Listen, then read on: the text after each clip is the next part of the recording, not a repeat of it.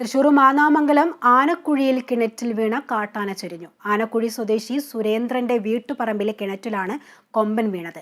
മണിക്കൂറുകൾ നീണ്ട രക്ഷാപ്രവർത്തനങ്ങൾക്കിടെ ഇന്ന് രാവിലെയാണ് ആന ചരിഞ്ഞത്. ഇന്നു പുലർച്ചെ 1 മണിയോടെയായിരുന്നു സംഭവം. ആനക്കുഴി സ്വദേശി സുരേന്ദ്രന്റെ വീട്ടുപറമ്പിലെ കിണറ്റിലാണ് കൊമ്പൻ വീണത്. ആഴമുള്ള വെള്ളമുള്ള കിണറിലാണ് ആന വീണത്. ആനയെ കരയ്ക്ക് കയറ്റാനായി JCB ഉപയോഗിച്ച് മണിക്കൂറുകളോളം പരിശ്രമിച്ച് മണ്ണ് മാന്തി ആനയുടെ സമീപത്ത് വരെ എത്തിയതായിരുന്നു.